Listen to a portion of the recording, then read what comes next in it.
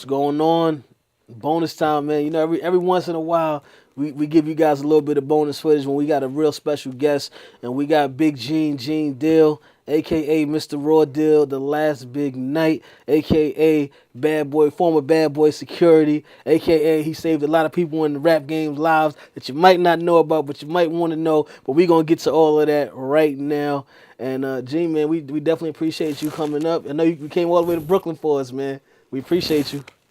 Sharp place, man. You know what I'm saying? Run along. So let's go back in, man. When we left off, you were telling us how Big's death affected you. You mentioned, you know, how to this day, you know, Puff has never showed gratitude for you know, for what you did for him and saving his life on more than one occasion. You know, you saved his life. Right. But you know, what I wanna ask you is, you know, what's your thoughts on people that hang around Puff after all of this stuff goes down? You know, because he still has a lot of people that was really close with Big around him 24/7. And these are people that would, you know, would be closer to Big's peoples that are still with Puff now. Well, I don't really have any thought or care about it. You know what I'm saying? I don't tell the next man how to eat. Yeah. You understand? Yeah, it's still gonna make money, I guess. So that's, you know. Listen, man, I learned a long time ago. It's two things you don't tell a man: how to make love to his wife and how to spend his money.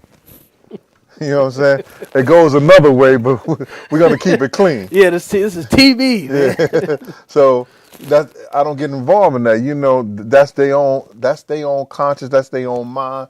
That's what they think, how they believe. You know, if they don't have a problem with it, I don't think about it. I'm not into it like that. You know, they have to come to grips with their own feelings. That's their own stuff. It's not nothing for me. Do you speak to anybody from those days, from when you worked at Bad Boy still? Like, are you in communication? When I see them, when I see them, I don't make an effort. You know what I'm saying? Okay. I see little seeds out in Aruba this summer. We chopped it up or whatever a little bit. I saw D-Rock a couple of years ago before we even started the Raw Deal project because I wanted to sit down and talk with him. Yeah. And he was supposed to get back with me.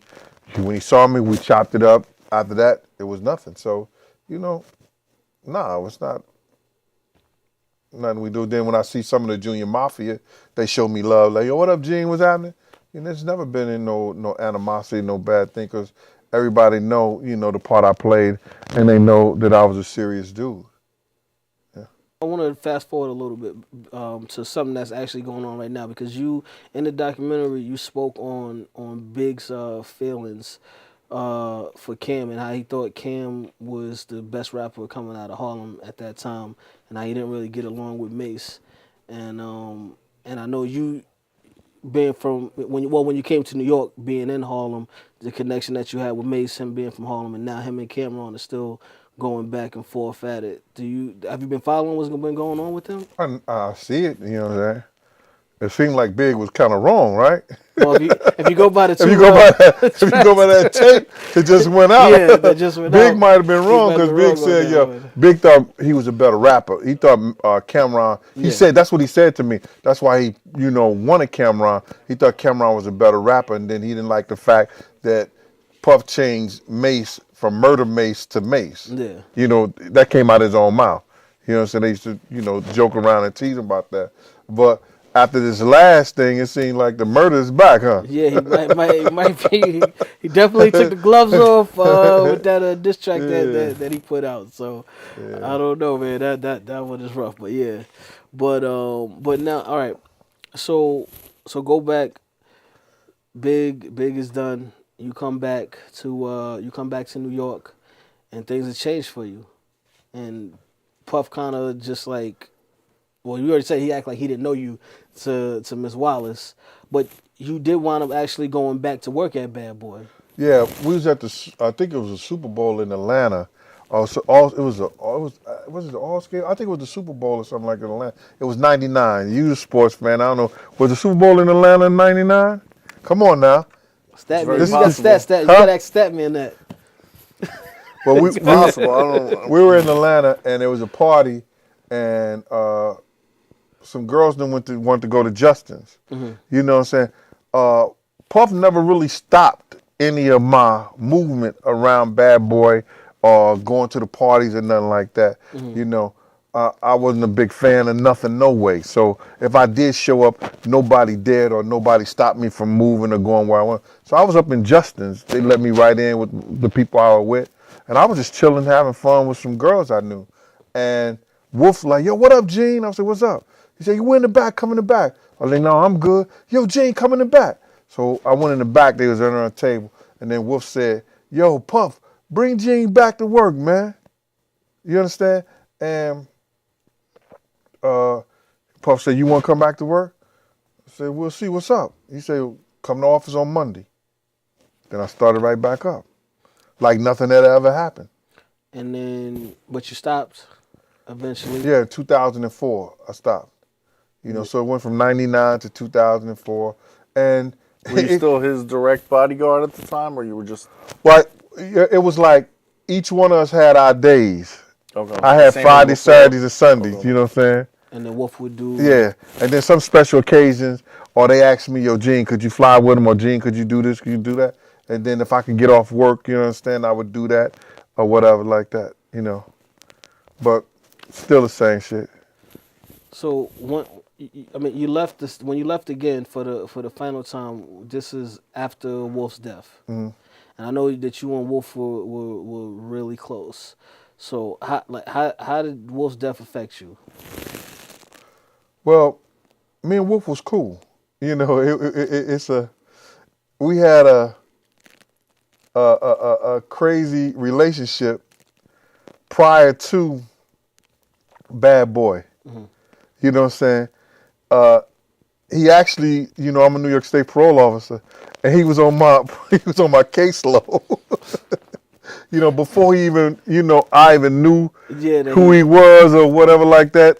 And it was a funny thing. I was like, damn, this kid is on my caseload. Yeah. And then he wasn't because he went from work release into to someplace in the Bronx, and then I think that it was just by paper. I never really met him. Yeah. You understand? So it affected me. You know, I took it kind of hard. You know what I'm saying? Because Wolf was he was trying to open up a club in Miami. Mm-hmm. He was about to take some money, buy him a club, and you know, go into invested money in the club in Miami, and he was a good dude. You understand? You know, like you find some street dudes a little hot headed. You know, he a bruiser. You understand? So, it affect me anytime somebody lose their child. You understand? Somebody you lose their brother. You know, their son. Their father. You know, it affected me. And then by me knowing him, Yeah. it was crazy. And then of course, you still have a relationship with Wolf's mother. Yeah. I have a real close relationship with his mother. And that the relationship between Puff and Wolf's mother is kind of sour. I don't even know. I know that he doesn't, you know, he contacted when he was doing the show. Mm-hmm. And after he did that big show, you know, she ain't heard from him no more. You understand? I know for a fact that he never paid her his money that he owed Wolf. I know this for a fact. Yeah. You know, because I was there when him and Wolf had that conversation. You understand? And before Wolf died, for whatever reason, you understand, he told his mother, yo, if anything happened to your mom, you know, this was the week, and this coming from his mother. Yeah. The week before he died, you know, he's talking to my mom. Anything happened to me, you know what I'm saying? You know, Puff owed me $300,000 and everything like that. And I told her the number before she even opened her mouth. Because Wolf said it in front of Puff. He like, yo, my man, you owe me like $300,000. And they was arguing and fighting behind it, you know what I'm saying? And then Puff said, when I do this Universal deal, I'm going to give you your money. And I ain't going to F with you no more. And Wolf said, you're going to always have to F with me, you know what I'm saying? Laughing and joking with him, you know what I'm saying? But the money thing was serious. But he never paid him. And the crazy thing about it, Miss Jones went to Puff 2 weeks after he died. And Puff said these exact words. All your son wanted to do was get high and smoke weed. He had delusions of grandeur. I don't owe him no money. 2 weeks after he died, he told his kid mother that. So I take it she never got that money then. She never got it. That's crazy. Now, You got to get things recorded in writing, like, you know. yeah. Well, because I guess I You never would have thought. yeah, he didn't think at that time that when he owed him the money that he would have tried to do that. No, he thought he was gonna be here for it. Yeah. We never know, bro. Yeah. We never know. Now, in the documentary, you talk about Wolf and Riz in the documentary, and they were kind of wild boys, back in the day. And I know, you recently put out the 21 questions recently, but a lot of people been asking about the whole Quad Studios and the whole Haitian Jack situation, because people were talking about allegedly Haitian Jack extorting Puff or whatever. And I know you spoke on it, but could you kind of break it down? Because I know you said no, that's not the case. But why do people even feel that way about it? It's about show, man. I don't have no relationship with Jack. We have mutual people that we knew. I knew people in his crew. I knew people he dealt with. The people that he dealt with and people around him. But Jack wasn't no dude where he could extort nobody in the bad boy camp. Yeah. Not at all. I don't know where people got that from. You understand? Because I know I heard that. I've been hearing that, like stuff like that, like those kind of chatterers. But I mean, that's just all. That's this internet stuff, and that's people trying to glamorize people and make them bigger than what they were. Yeah. You understand? So all right. So now you didn't just do security for Puff though. You saved a lot of people's lives outside of Puff, and you spoke about some of the documentary. You spoke about a little bit about Dougie Fresh in the documentary. Right. And I know we've had conversations about other guys in hip hop that you've saved as well. But tell us the craziest story of somebody that you had to save. I think the craziest is probably, I had a couple crazies, but Halle Berry is probably the craziest one. Because I never thought she was going to be the star that she was. Yeah. You know what I'm saying? We put that in the documentary. And Christopher Williams know this to be true. You know what I'm saying? He had her hemmed up in a club. And I don't know if she even knew. But he had a gun in his hand and had her by the throat. And I snatched him up with the gun in his hand, brought him outside the California club, and I took his gun and everything like that. And when we got him outside, I was like, yo, my man, what's wrong with you? He said, I don't know, man. She just be having me bug like that, man. She be driving me crazy. And I was like, yo, all right, then I'll see you later, man. And so as he was walking off, he just stopped. He said, yo, can I get my gun back? And he had a snub nose 38. I took the bullets out and gave him his gun back. So did you ever see Halle Berry after that? Huh? Did you ever see Halle No, Berry? I never seen her after that. Oh man, that was the. I wonder if you had seen her how that conversation. But I guess she probably used to doing that because I know, I heard and you seen that people were saying that he was about that life. Yeah. Allegedly, you know what I'm saying? So I guess she didn't even see that part of it. Yeah. You understand? Because he had it low. So she just thought he was choking her. Yeah, he just choking, not realizing he had a. Cause I was like, yo, this dude crazy. Yeah. That's crazy. But it's been a lot of other stuff, man. That I like not to say over. Yeah. The airwaves.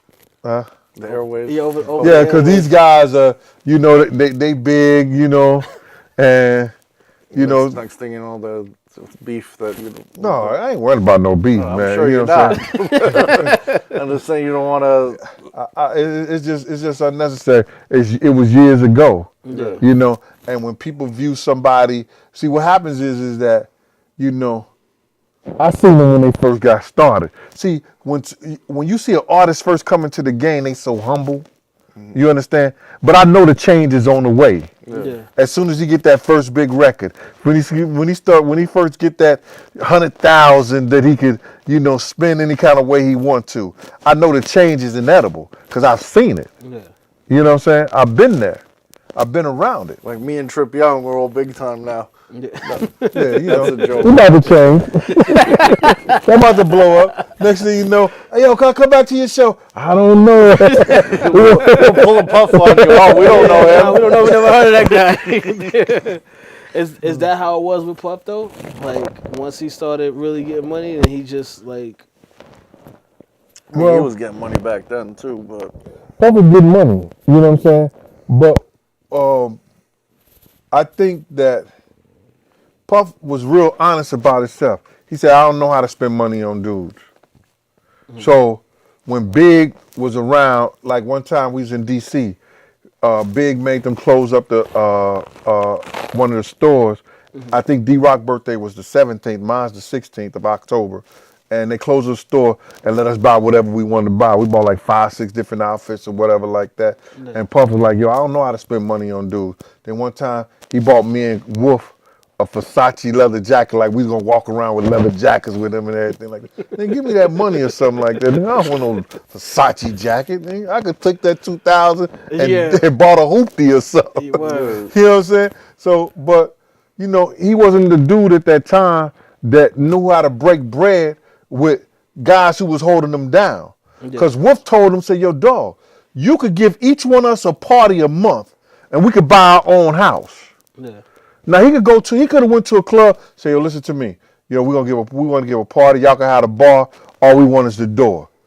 And gave us the door. Yeah. Gave us the door this month. We take that and that's the down payment for our house. Then do the next month. And Wolf told him that. And look, he wasn't doing it. Yeah, and they still not. So, because clearly, at that time, if you look at the guys that were around Bad Boy at the time, I don't think anybody's really. Mace joined the church, Loon, Black Rob, Mark Curry, all these dudes is gone. But do you? I guess Puff is treating his artists differently now. Fresh Montana's sticking around. I don't know none of their business. You know what I'm saying? He's probably still cheap with them too. Well, I think it's about people are a little smarter now than they was people before. got it in writing. It ain't like $300,000 on somebody's word. It's about management now. It ain't about relationships. It's about who you got as a manager and who's putting your paperwork work. Because like Big told me, that first deal I got jerked. That's why I had to sell Puff my marketing and my publishing. But I can't be mad at him. Because he taught me how to get money. That came out of his mouth. Yeah, and he was gonna be good after his next deal. If that didn't happen to him, he would have been good. Oh yeah, he would have been good. Now back to that night, you said you did a deposition for the LAPD case. What did you feel as far as obviously there was something fishy going on? How did you feel? What's your belief of what happened? Well, the LAPD, even though they come from a professional organization, you got to realize sometimes it's the people who work for the organization. Because they were illegally taping me without my permission. Then the tape clicked off. And I said, yo, my man, what's that? And they looked at each other. I said, y'all taping me? Now they can't move. You understand? Because they want me to keep on talking, but now they got to change the tape. Yeah. You understand? And they say, yeah, man, because we be forgetting stuff. I said, man, listen, I'm here as a person that's trying to help y'all. I'm law enforcement, y'all law enforcement, and you going to take me without my permission? Yeah. You understand? And then they showed me some pictures, you understand, that I told the FBI about with me, Puff, and the dude who killed Big in it. You understand? But they had the face shaded out. You understand? And they told me they was going to come back or bring me to LA so I could, once they get a better deposit of the face. Yeah. And I never seen them again. Because we got to wrap it up. So I just got two last questions for you though. I know with everything that was going on with Big, if it comes out that LAPD is involved in the death of Biggie Smalls, what happens? There's nothing because they already had a case with it. What they did their own investigation, and then they put out these stories with their officers to identify them from being involved in it. But that was a setup. That was a professional setup. You know, the grade of bullets, the way it happened, the setup, the cops all on the other side. See, the people is not telling the story. Even the Fox News didn't tell it. The people all on the other side, they do something over here, and then they call, and we on this side of the museum. Yeah. An altercation happened on the other side of the museum. Big get killed on the side, and the cops and the ambulance all the way on the other side, and we on this side. You know what I mean? So nothing is going to happen because they already pretty much tried to clear themselves or cleared themselves. Yeah, and there was a lot of stuff that they uncovered on that Fox special as well that a lot of people didn't know about in regards to them being involved. And then, but finally, because we got to go, do you feel like you accomplished everything that you wanted to accomplish with Raw Deal? I think that I told the story. I didn't accomplish what I wanted to accomplish because no one ever questioned me. Okay. Nobody from Bad Boy, they know. Nobody from the radio station. All these people who love Big, love the Big story, wanted to get to the truth, wanted to get to the matter. They never second questioned me. And I would have thought one of these news outlets or somebody would have tried to find a hole in my story. Yeah.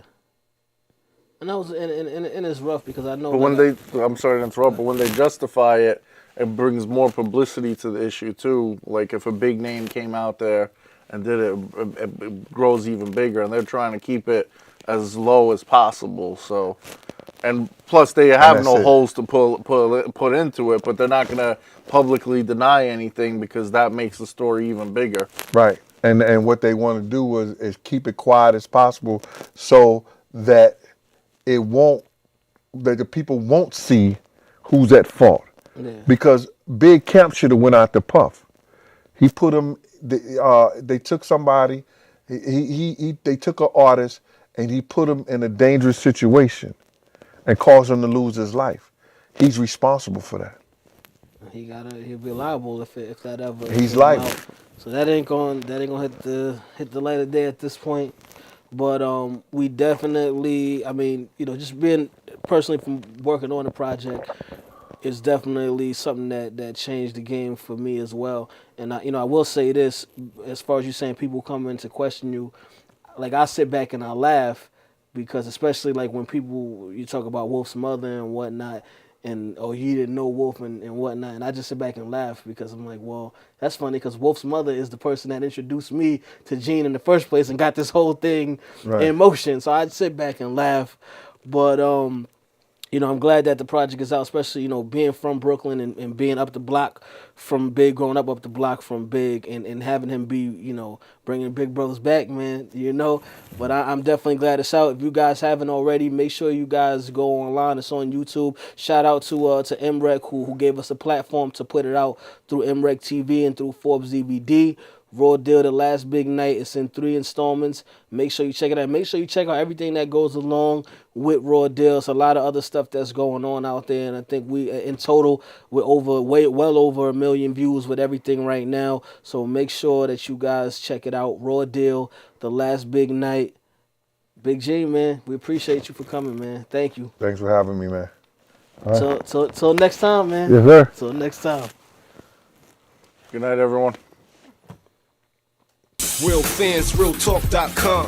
Where Arthur Diamonds, Trip Young, and intern Tom. For the white and black fans, Asia to Manhattan. I get all my facts from my bro, Mark the Stats Man. If you're not tuned in, I recommend the CAT scan. And if your brain checks out, then you deserve a backhand. Sports, gossip, all the hot topics. Real fans, realtalk.com got it. They got the hottest bloggers. Is Jeremy Lin hurt? Well, log onto the site and you can hear it from them first. I'm talking about the latest. I'm talking about the greatest. Go check out the archives. Even tell a neighbor. Tell them about Bobby sent ya. From spring to winter, tuning in should be the only thing on your agenda. Certified cosign, you know what I'm about, son. Real fans, real talk. Live from Bedford-Stuyvesant, the livest one, representing BK to the fullest.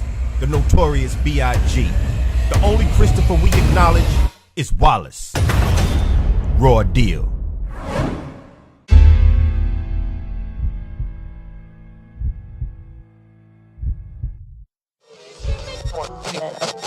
In 1972, he was introduced to the world, Christopher Wallace. Better yet, to Brooklyn, Brooklyn's finest. As a youth coming up, life in the hood wouldn't be so good. Christopher didn't have a wicked jump shot, so he was forced to sell crack rock.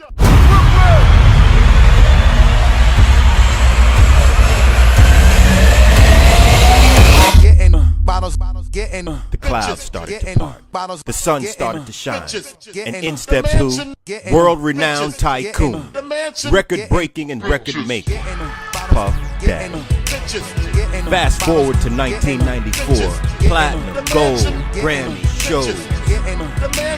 Until one day. Oh, shit! Me and Puff was going everywhere in Cali, you know what I'm saying? I thought that the kid had like a death wish. Hear what really happened from someone that was really there. Former head of security for Bad Boy Entertainment, Gene Deal. Nigga Puff came out and he grabbed my arm. Yo, Gene, we gotta pray. We gotta pray. I say, pray for what? That nigga's dead. And walked out the hospital door. Raw deal. The last big night coming soon.